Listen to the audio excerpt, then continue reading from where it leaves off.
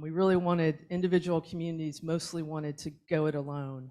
And the idea of partnerships and collaboration was a lot of work, and we didn't see the payoff in the end. And it was really the Great Recession and coming out of the Great Recession that was our wake-up call in the United States and in Central Ohio particularly, and looking at cities across the US, those that not only survived past that, but now are thriving, really figured out that yes, we have to collaborate. So excited to start off this conversation, and I'm gonna start by having each of you introduce yourselves and talk a little bit about your organization, and then what brings you here today for this important topic. Great. Morning, everyone. I'm Simon, Director of Economic Development and Tourism for the region of Durham. And it really is great to be here. Our team is responsible for promoting the region for new investments. We market ourselves domestically and internationally. We identify great companies who may want to invest in Durham, and then we help them along their investment journey. We're also responsible for tourism, and we're responsible for some very specific sector development activities in certain high priority sectors of our economy. So pleasure to be here. Jen? Thanks. I'm Jan De Silva. I'm going to give you three perspectives on me. First, I'm President and CEO of Toronto Region Board of Trade. It's the largest urban chamber in North America, representing 11,500 businesses. But what's important to us is because our businesses are spread across the 34 municipalities that form the Toronto-Waterloo corridor, it's imperative that we're all working very, very closely together, because a pain point at one part of the corridor can create some economic disruption elsewhere.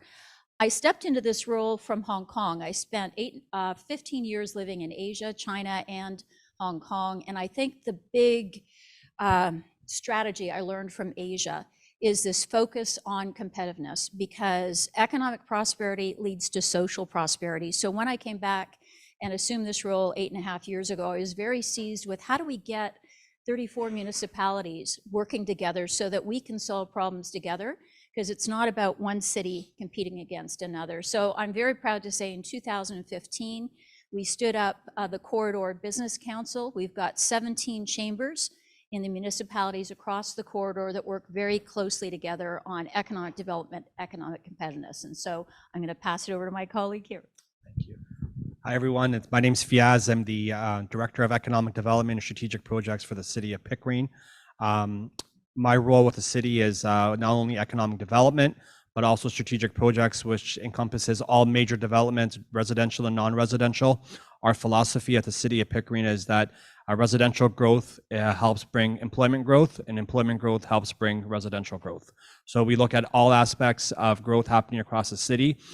Pickering is an exciting municipality to be a part of. By next year, this time we'll be one of the fastest growing cities in Canada. Right now, we'll probably be the biggest municipality in Durham region for sure. So really exciting times, and looking forward to having this chat with my colleagues.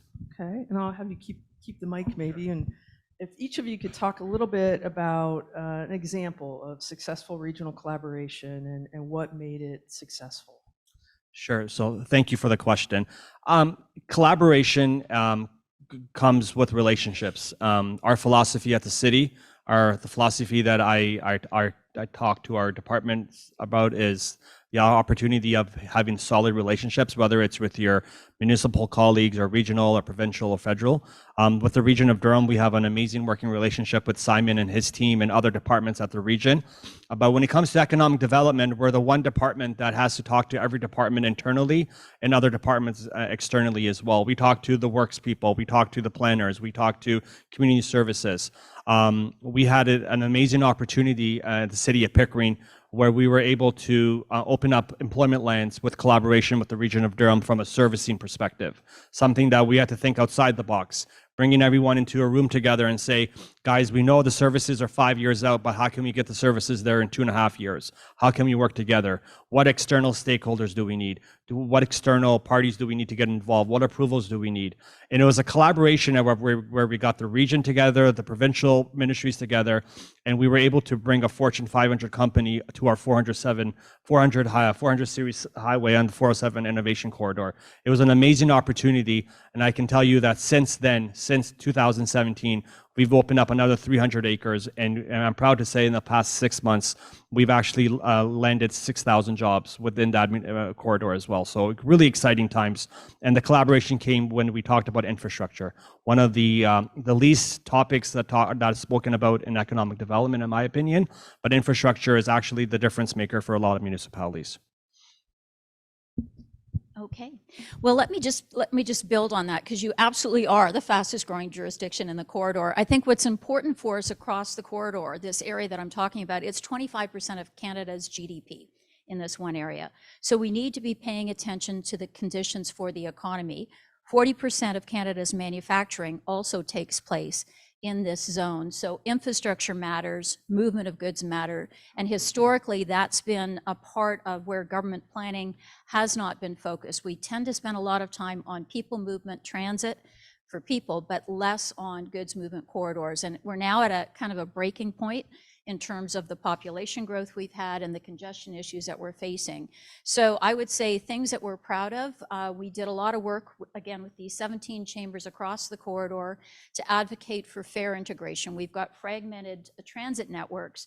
There's now subsidies that are going to come into place so that if you're taking the one of our regional transit mechanisms from this part of the corridor to, say, get into downtown to Toronto, and you have to switch transit lines, you'll be subsidized, so it's just one fare. It's the fare that you pay here, and it'll get you all the way through. That's going to be huge for people movement, but there's a lot more that we need to do on goods, and I know we've been doing a lot of work together promoting the idea of an airport in Pickering, and look at how do we consider cargo and people movement from this part of the corridor.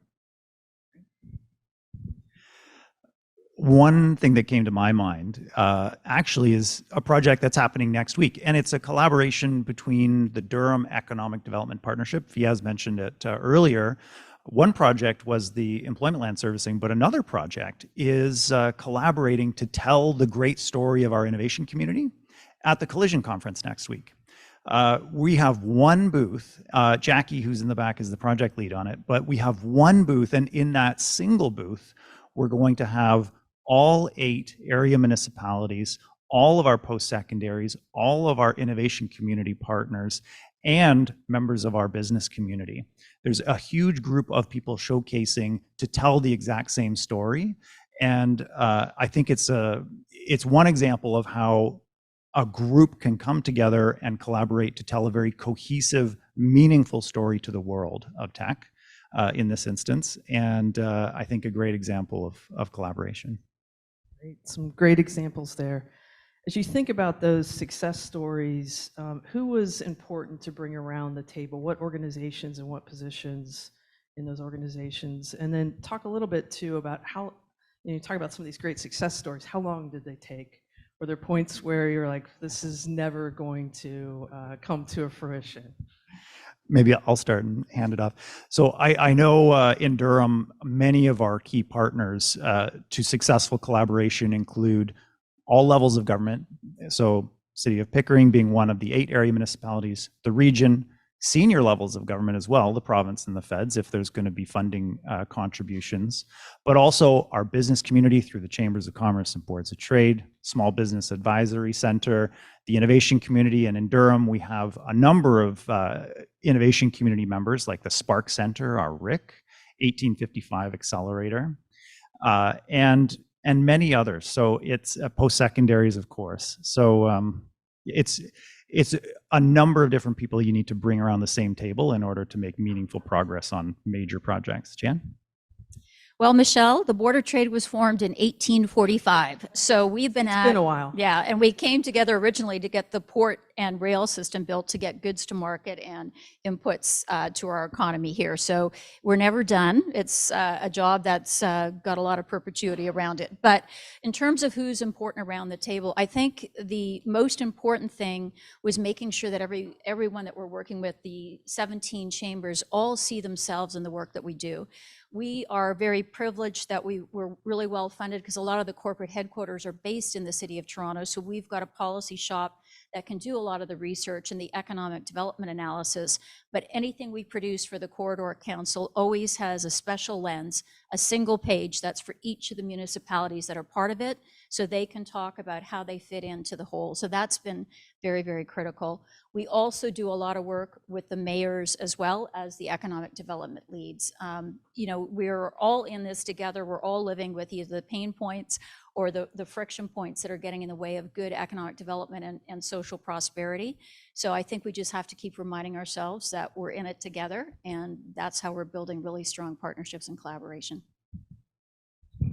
Yeah, thanks for the question. I think we also have to consider the idea that everyone has work, regions have work to do, province has work to do, but getting everyone in a room together and being practical and being realistic with timelines is also very important, and respecting work programs from other jurisdictions is also critical.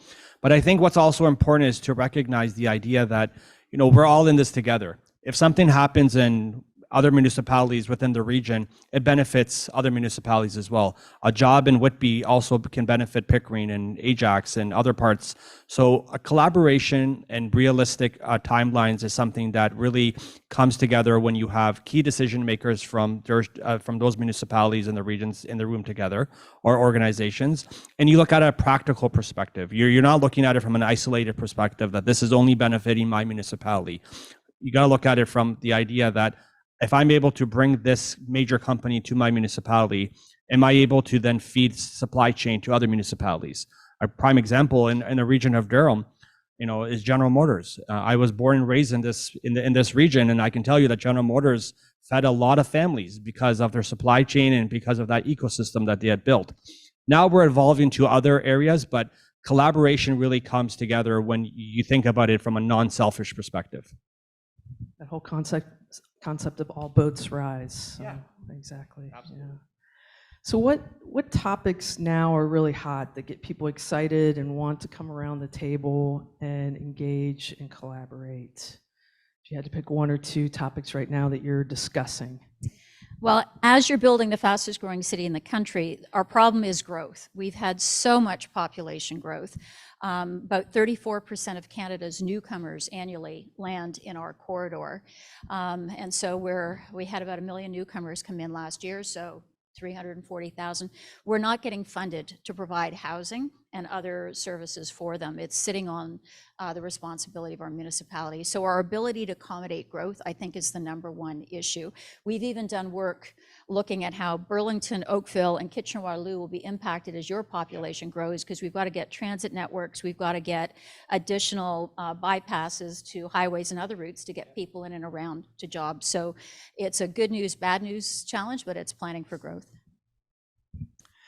Maybe I'll build on that, because when we just recently went through the process of building our new economic development strategy, financially attainable housing was in fact one of the top things that kept coming up. And historically, this has never been an economic development matter, housing, but it is now. And one thing that pairs very closely to financially attainable housing is quality of place in our downtowns. I think people get very excited when we start talking about that. And there's a bit of a cycle of economic development if you can look out far enough, like 30 years out into the future, where if you can crack the nut on getting good financially attainable housing and a growing quality of place in your downtowns, then it will attract in the growing population, particularly those in the younger working age demographics, those with STEM skills and educations. And then those people will be magnets for investment. Those people will do our jobs for us. You know, Fiaz and I might have a lot easier go of it if we can get those two things right, because businesses will just be attracted by those magnetic people. And that's kind of this new long-term cycle that over the course of our strategy development, people started getting very excited about. Yeah, and if I may, the one point I also like to add is, when you talk to major companies now, the key thing they're looking for is what type of communities are being built in those communities. What type of communities are being built? What type of housing options are available? We were very pleased to announce that FGF, one of North America's largest food manufacturers, was coming to Pickering.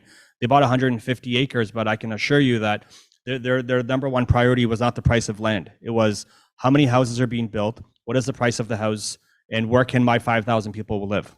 We don't want them to travel from Mississauga every day to our plant. We want to build a campus for Durham region, and we want to build a campus in close proximity. And that's very refreshing to hear. But to Janet's point, it's about the housing options being available. Right now, a lot of people are being outbought by they can't afford homes in Durham region. Like Durham region at one time was a very affordable community region, and now we're up there with other jurisdictions as well, and it's very challenging. Until we increase the supply of homes, we're not going to be able to fix that problem. We hear very similar things from our companies in Central Ohio as we continue to grow, and housing is a challenge. The market's just not there, not enough homes. And then along with that, workforce development is, I need a trainable or already trained workforce.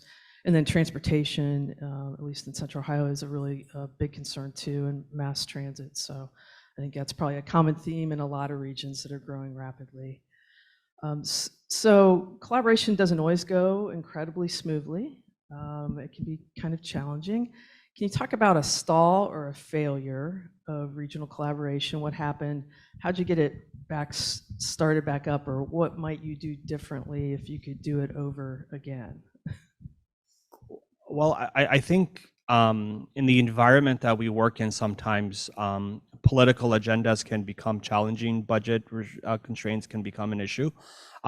Bringing everyone to the table and making sure that everyone's on the same page can be challenging sometimes. Everyone has different agendas from an elected official perspective, even to the staff perspective, and those challenges arise when you're not clear in your messaging and your communication to what impact this project could bring to the community and to the region.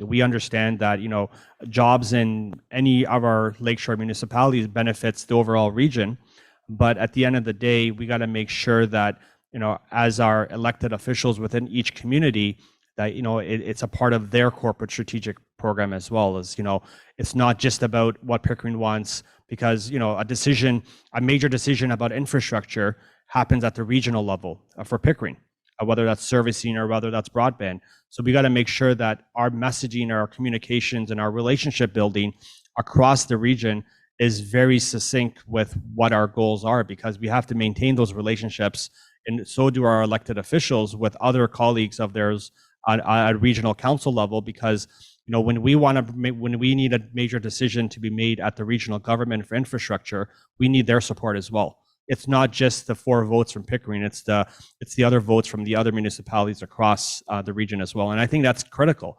I think even at a staff level, I maintain my relationships with my colleagues across the region, because I want to make sure that they understand that we respect the work they're doing, but when we need their help, we need them to respect the work we're doing as well. Sure. A quick addition, and maybe this is a good example of one where collaboration stumbled a bit, but then we overcame it. And Fiaz mentioned broadband. So for a couple of years, actually, we tried with the DEDP, again, I'll come back to that collaborative group, we tried to collaborate with the telecommunications industry to show them where our unserved and underserved areas were, and show them the market opportunity to go bring servicing there. And it was slow. It was really slow. We never really got any uptake, no major investments. So ultimately, we came to the conclusion that we had to take control of our own destiny. And in fact, Riaz and Paul are here, who are leading Durham OneNet. The region of Durham, with help from the DEDP, the Durham ECDEV Partnership, concluded that there was a business case to form our own municipal services corporation and lay fiber in the ground to serve those unserved and underserved communities.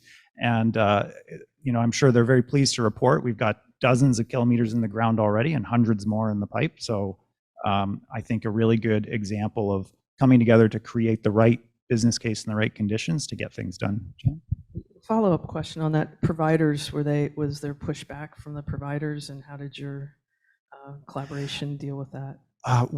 That's a good question. I think it was more just around motives. The telecommunications industry has obviously a profit motive, being private business, and in many cases, some of the business cases we were looking at were on the margin, and there may be better opportunities to go to a very dense population center for private business. So as a municipality and as a group, we determined that there was much more that we should be valuing.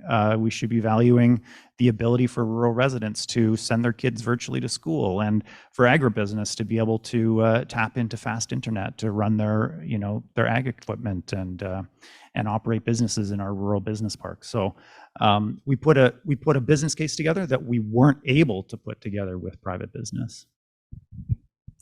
Okay, I'm going to be Debbie Downer. I'm going to focus on the future and where the challenge is going to be for us. We've had tremendous population growth. We have not had economic growth. And OECD is now forecasting through 2030, we will be the lowest producing GDP growth jurisdiction in the OECD, which is not where we want to be, not where Canada needs to be. So the imperative that we've got is to find a way to put the economy and economic growth is a priority policy filter for our policymakers as we go forward. We have to find some solutions to population growth and how do we create the right infrastructure investments at the right time to accommodate this. Our big challenge, we've got good news and bad news. You call it USMCA, we call it CUSMA just because we like to, the old NAFTA. Quite frankly, we've got amazing manufacturing here in the province, but 60% of our large manufacturers are foreign owned. Their headquarters have a world of choice of where to invest next. And with CUSMA, with USMCA, they're agnostic on which side of the border their supply chain is sourced from. So it's really, really critical that the economy goes front and center and that we start making decisions around fast tracking infrastructure about both housing and employment lands to make sure that we're competitive going forward. Go ahead. Oh, no, I don't have anything. Okay, great. So last question, and then I'll see if there's anything else that any of you'd like to add that we haven't hit on. So this is complex work. It's difficult. Talked about some of the great challenges ahead. Talk a little bit about what's the payoff at the end, successes you've seen and successes that you're hoping for with collaboration. You see we're at point A, go to point B. We can't do it alone. What do you see as the payoffs currently and then in the future? Economic prosperity. When you're able to collaborate, work together with your partners, and bring jobs to communities, I think it's an amazing feeling to be able to say that, while we're building homes and we're bringing jobs, when you have people that personally or professionally that travel an hour and a half to 2 hours a day commuting, and you're able to bring more jobs to that cuts their commute in half, it really feels good. Because a lot of the general public don't realize the work that municipalities and regions do to be able to facilitate that. When a new company comes to town, people hear the announcement from the political leaders, but they don't realize how much work went into bringing that company to that city, and how much work was involved. And at the end of the day, those people may be able to work there, and their kids may be able to work there. And that's an amazing feeling to be able to say, we're not only building a community for housing, we're building a community for people to live, work, and play. And you don't really get to say that every day. I'd say it's legacy impact. We need to create intergenerational equity.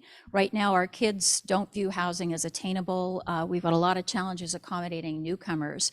We need to put the conditions in place so that we can compete and we can offer really good livability for people.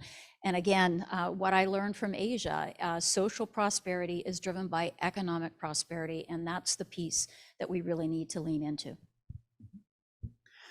Looking long term again, I would say the two big things that any economic development organization should be focused on is working towards an economy and a community that's net zero as quickly as possible, and doing your work in a way that envisions a prosperous economic future for everyone in your community, making sure that diversity, equity, and inclusion is front and center as a pillar so that your economy provides opportunity to people of diverse backgrounds, abilities, lifestyles, life stages. And if you can get those two things right, I think you set a really good fundamental advantage for yourself over other jurisdictions in achieving long-term economic prosperity. Thank you. I do have one more question, Jan. This is for you, and this goes back to the conversation we were having before the panel started.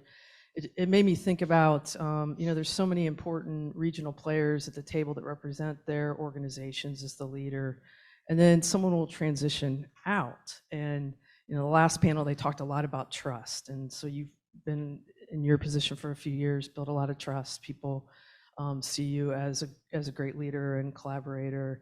Can you talk a little bit about what we talked about at the beginning of how do you do succession planning then?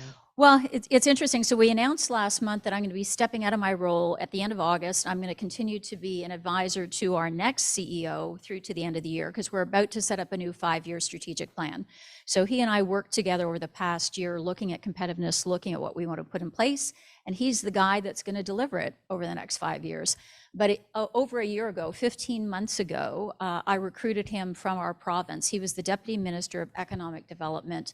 Let me tell you, Giles Gerson and I had been in discussions for 3 years prior to that, knowing that we really, as we looked at what was going to be next for the corridor, it very much is how do we build on the collaboration we've got, but to have more impact to our provincial and federal governments so that we can solve for that economic prosperity focus. So Giles has been with me side by side over the last 15 months as we plan the strategy. I'm working with him to set up partnership councils, because I was down to central Indiana and central Ohio as well, and saw the work that's going on there.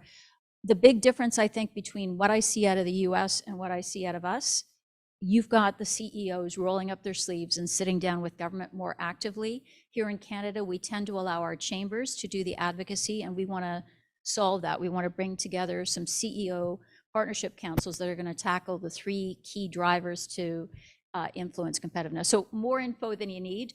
Giles is not going to miss a beat, because he's been there through the whole planning process, and he knows how to get things done in the province.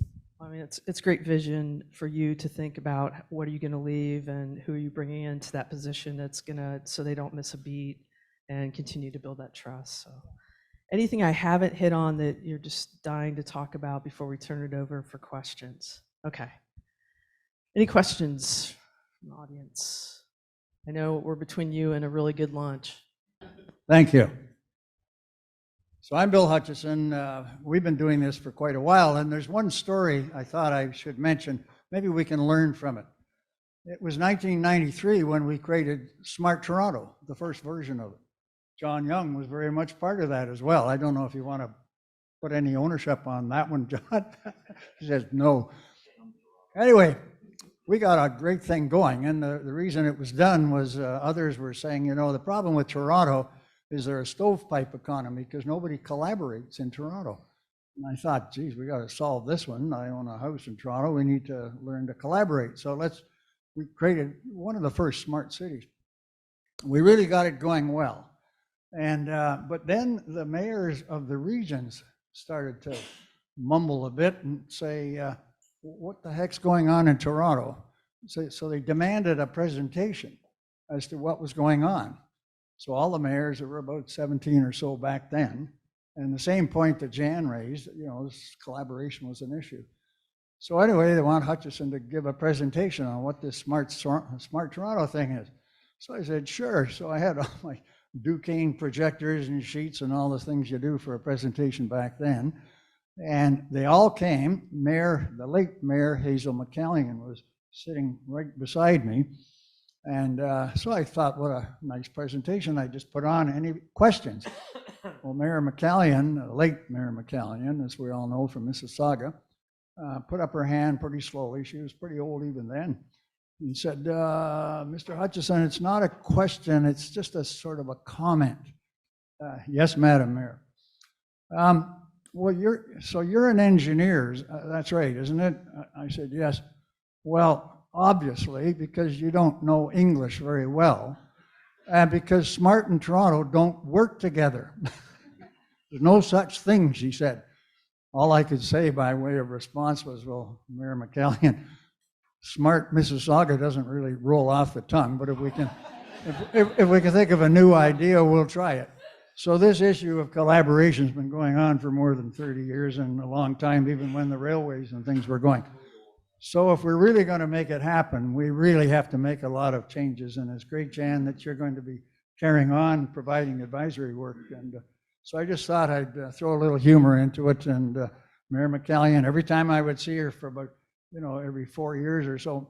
Mayor, I remember when you said this, at one time we were all at a party, a fundraising party, and Toronto Mayor Miller, I saw them over in a corner, him with her. Of course, we'd had a few martinis at this point in the evening. I thought, well, I'm going to go over and tell Mayor Miller what Mayor McCallion, who you're talking to, just said. She didn't think that was very funny. Anyway, it's been going on for a lot of years. Any other questions from the audience? This is a question for Jan, Robert Bell from ICF. Jan, it's funny, while you were speaking, I was thinking about the fact that I've been coming to Canada for a few decades, and I've heard the same set of comments from business leaders for that entire time about the problems of growth, about problems of commercialization, a set of issues that are obviously deeply involved. And I'm just curious, I mean, you're putting forward some great programs, but this is a big trajectory to change. What do you think are the fundamental issues that really need to shift for Canada to become a somewhat more dynamic economy? And by the way, being a dynamic economy comes with costs, because the US is a very dynamic economy, and when it's bad, oh, it's really bad. Yeah. So, I think the biggest thing, we had done some work, we being our organization, we also have a network, not just the Corridor Council, we've got the 9 largest cities in Canada that collaborate, because there's strength in going to government to saying this impacts 25% of the population being the corridor, or this impacts Canadian and the 9 largest cities. It's not just Toronto saying that we need to do things. The fundamental piece that's missing is other major jurisdictions. We looked at Australia, we looked at many jurisdictions in Europe. There's a national focus on planning for your largest economic zones. There's very focused attention on that. It just doesn't happen here in Canada. So what we're trying to do, Giles and I were literally down in Columbus, and congrats, you've got a huge Intel chip manufacturing going in there. And when we were talking about all the work we do on housing and transit, the folks who were meeting with saying, oh no, we don't have that problem. But then we said, well, what about Intel and all the jobs it's going to create? So they're going to have a similar problem. But the difference is you've got 25 CEOs that are part of that organization that are talking about legacy impact, sitting down with state government to figure out how they solve it. So we're going to try to set up that kind of playbook here in Toronto. We've got one council. We've got a group in Canada called the Business Council of Canada. There's Business Council of Alberta, Business Council of BC. We're going to set up the Business Council of Toronto region. We're going to be pulling in about 15 CEOs across this jurisdiction, and we're going to lean in heavily in terms of what it is going to require to compete. It's cross-sectorial. It's not going to be special interest. It's not industry association. And the good news, folks, is we represent a lot of votes across the corridor that matter. So that's our hope.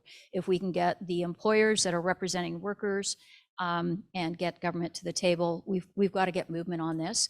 But I can tell you our Deputy Prime Minister, Chrystia Freeland, and our Finance Minister in the province, Peter Bethlenfalvy, are very, very seized with competitiveness and GDP per capita, where we're really slipping. So I think there's a lot of things lining up that this will be the approach that we need to take, so that next time you'll say, what can we borrow from this region and take back? Okay, any final questions for this group? Yes, sir.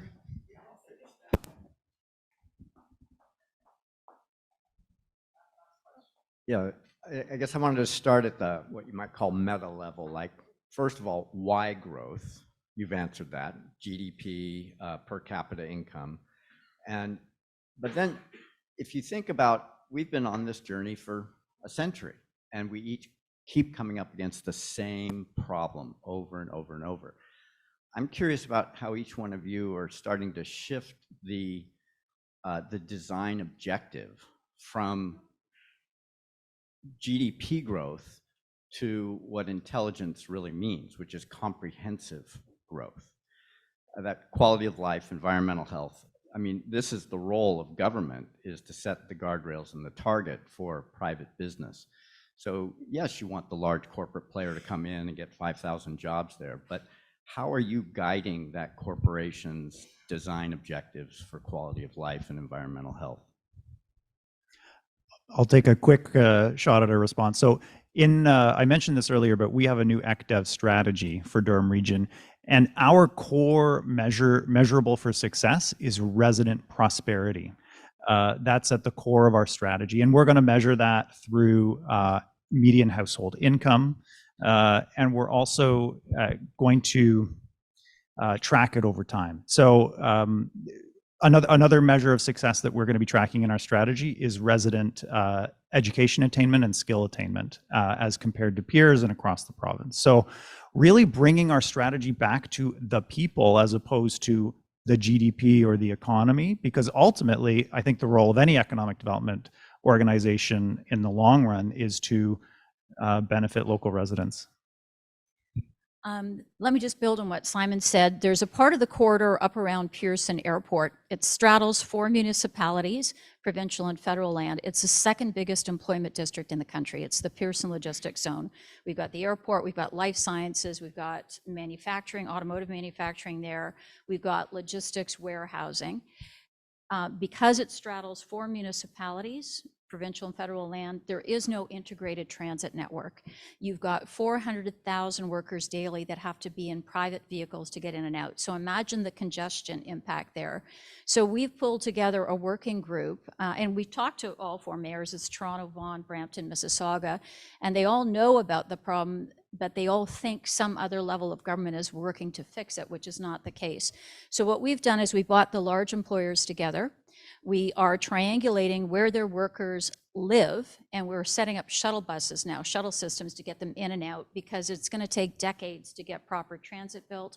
And that's a way of solving for recruiting, retention issues, and livability issues. And my one final point on this area, during COVID, we were all learning as we were going. In the early days, our government was doing one size fits all and shaming if there were outbreaks. Well, while the downtown Toronto crowd was working from home, the folks at the airport had to be on the job. You needed 75% of the workers at Amazon so we could get home delivery of things. And because they were in cars and they were concentrated there, there's a lot of outbreaks of COVID. So we used that intel and that data to help the province understand they needed a different approach for those kind of essential workers. And so rapid testing was introduced for them, vaccines at the workplace were introduced for them so that we can keep the economy going. So it's really, I think for us, it's trying to look at where the place-based problems are, and it's inconceivable that a country's second largest employment zone would be so overlooked. So we're leaning in on that.